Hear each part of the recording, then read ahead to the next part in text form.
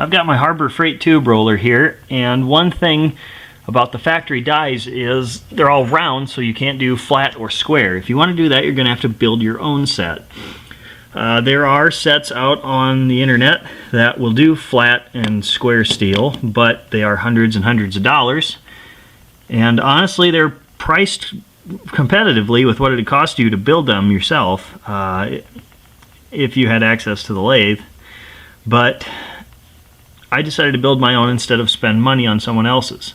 One reason for that was the ones I see online are kind of stepped. You know, they've got a little bit of width here, then they go down a little bit, and then the bottom's like ½ inch. Now the problem with that is you're only supporting a piece of metal on the outside, not the center, so it might have a tendency to kind of flex down in the center. But I didn't want 3 or 4 sets for doing flat stuff because I don't do stuff that often. I decided to make an adjustable set. I've got the set in a ways, but I can do 2 1/4 inch down all the way to however thin you want to go. What it would cost to build this, I have no idea. I'm guessing it'd probably be about $100 if you knew your local welding store and they had a couple little offcuts they'd sell to you cheap. You need access to a lathe to build this. You can't do this with basic hand tools. I've seen people online try and build sets where they just have a plate welded on the outside and drill a hole, but metal on metal, something's going to wear out. It's not going to be that accurate. So I went with a little more precision approach. Now how I did this was I took a piece of pipe here and I bored it out just enough to get the bearing in there. On the inside it's actually stepped, so I bored it back to about here, and I could then drop this bearing in and it'd sit against a shoulder. And then I took a little tool and I came in and made a ring on the inside to put a internal retaining ring in. The bearings, if you had to buy them, are about $45. I don't think I have the correct side out on any of these to tell you what actual bearing they are. I'll try and look it up and let you know what size bearing I used. But I did that on both sides, and then I took a piece of thick wall tube that fit over top of this one, and it already fit over top of it, so all I had to do was cut it. And then these blocks, this one has a through hole and this one is threaded 1/4-20. Because I've cut that little relief in there, I can pinch it shut and it holds. So I can adjust that out anywhere I need to for whatever material I'm using. This one, I had to take this piece here and bore it out the whole width so that I could fit this piece in.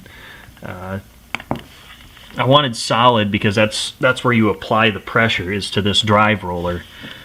I could have probably put a plate on the outside and then just put a bushing in both sides, but I didn't want to do that. So this is solid all the way through. And then I just matched, there's a set screw, there's one, and there's one. I just matched the drill pattern on the factory dies, and then I TIG welded that in there so it doesn't rotate. But I got this tight enough that I just kind of tapped this in with the butt of a hammer to get it to fit.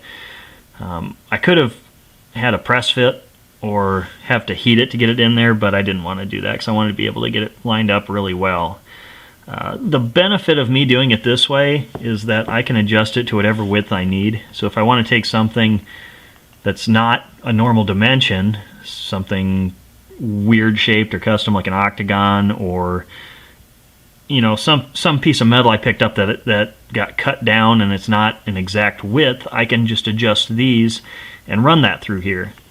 Like I said, the ones on the internet are usually kind of stepped, so I didn't want a bunch of different sets for doing a bunch of different sizes. I just wanted one set that I could adjust and do everything on. So this is what I came up with.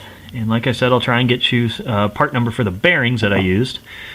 But again, you got to have a little bit of knowledge with a lathe to do this, or you're going to have to pay someone honestly, I'd probably charge $300 if I was going to do this set for someone to make it myself. That's a little steep, but they're all one-offs. It took a lot of time, a lot of measuring, so yeah, expect to pay for these if you're going to have someone else make it for you. But it's simple enough if you have access to a lathe. It's just very basic lathe techniques. So if you can run a lathe, you should be able to build this. On future episodes of Kory's Rides, I'm going to take this thing and mount it on those two big pieces of angle iron attached to a hitch mount so that I can put this on the back of my truck so I can have a stable platform for it. I'm going to try these dies with a couple different kinds of material, and then I'm going to show you some of the tube I've done before. But again, that's another episode of Kory's Rides. This was just explaining my custom flat and square dies. Thank you for watching.